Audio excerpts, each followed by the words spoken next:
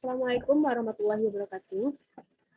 Perkenalkan, nama saya Amalia Harfi dengan NIM 2030 105004, mahasiswa dari jurusan Tadarus Matematika, Fakultas Tarbiyah dan Ilmu Keguruan, Institut Agama Islam Negeri Batu Sangkar.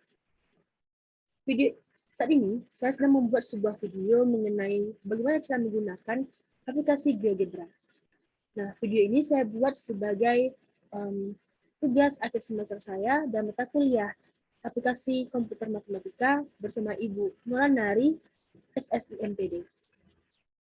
Nah, saya akan mencoba menjelaskan kepada teman-teman semua mengenai bagaimana cara menggunakan aplikasi GeoGebra. Pertama, saya akan menggunakan dulu beberapa ikon yang akan diperlukan dalam penjelasan saya kali ini. Pertama adalah ikon pindah atau yaitu gunanya untuk mendrag sebuah objek atau mendrag lembar kerja dari GeoGebra seperti ini. Nah, ikon pindah ini berfungsi untuk memindahkan atau menggeser dari beberapa ikon yang ada di lembar kerja yang ada di GeoGebra. Lalu kemudian titik baru. Nah, cara membuat titik baru, teman-teman hanya tinggal memilih titik baru ini, titik baru, lalu taruh di mana teman-teman membuat titiknya. Misalkan di sini. Nah, akan terbentuk sebuah titik A dengan koordinat min negatif 4,3. Lalu ada juga mengenai garis yang melalui dua titik. Pertama, garis yang melalui dua titik. Nah, di garis yang melalui dua titik ini, maka teman-teman harus memiliki beberapa titik dulu.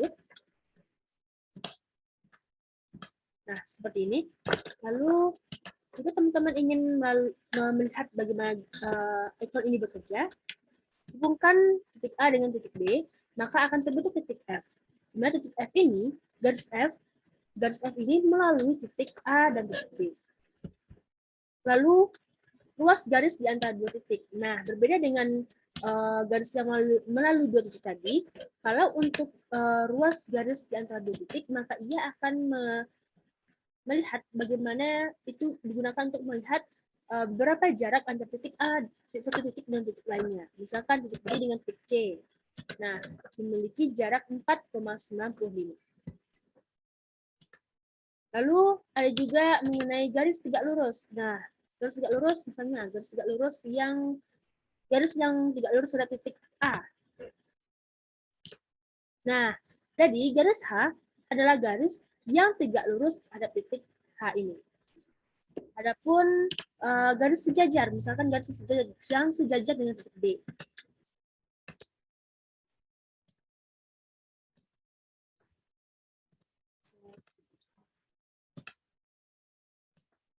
Nah, ini titik I bukan garis yang sejajar dengan titik G.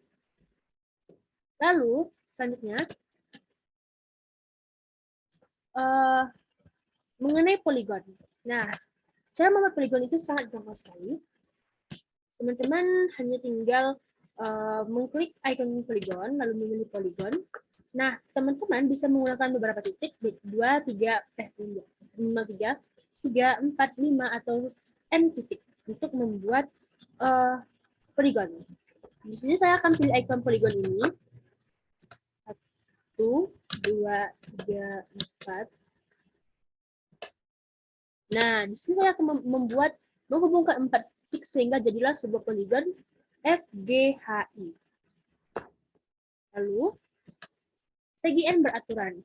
Nah, mengenai segi N beraturan ini berbeda, hampir mirip sebenarnya, hampir mirip dengan poligon tadi, akan tetapi teman-teman bisa lihat di sini, di poligon segi N beraturan ini, teman-teman disuruh untuk memilih atau mengisi segi berapa yang teman-teman mau buat. Misalkan saya membuat segi 8. Klik 8, lalu oke. Nah, terbentuklah sebuah segi 8 dari menggunakan ikon segi N beraturan tadi. Lalu,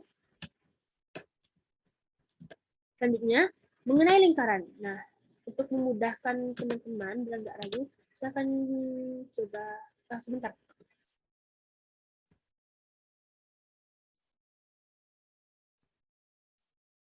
Saya akan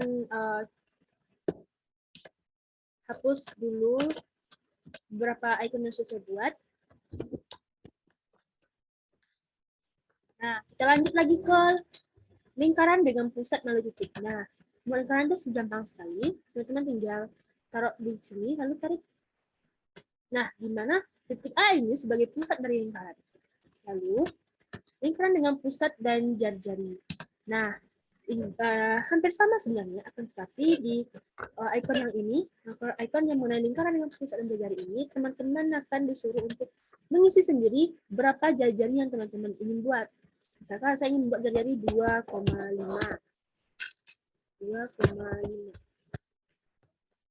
Nah, maka akan terbentuk lingkaran dengan jari-jari 2,5. Ini titik pusat di C. Lalu, ini adalah elips. Nah, elips itu cara membuatnya dengan menggunakan 2 titik. Teman-teman tinggal mengklik saja lagi. 1, 2. Nah, dari bentuklah elips dan elips D dari titik D, E, dan F. Lalu, hiperbola.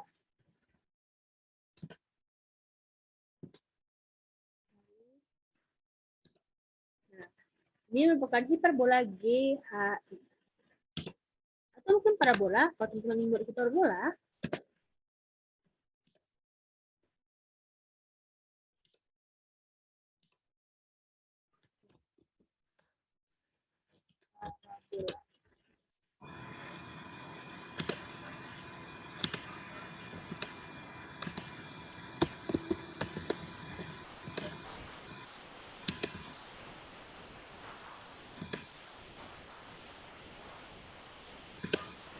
nah, ini merupakan parabola J yang terletak di sumbu S.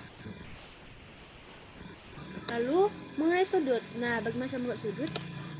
Saya punya titik 3 titik. Enggak, saya buat titik dulu. Nah, misalkan ini titik KLMN. Nah, saya akan menentukan berapa sudutnya. Dari sudut N. Nah, sudut M memiliki besar sudut 320,04 derajat atau sudut NKL ini memiliki sudut 81,95 derajat. Teman-teman juga bisa memberikan ukuran tertentu pada sudut. Misalkan sudut LA. Nah, teman-teman membuat sudut dengan ukuran 56 misalnya. Nah, ini merupakan sudut dengan ukuran 56. Nah, lalu selanjutnya adalah mengenai luncuran. Nah, saya mau akan menulis slider.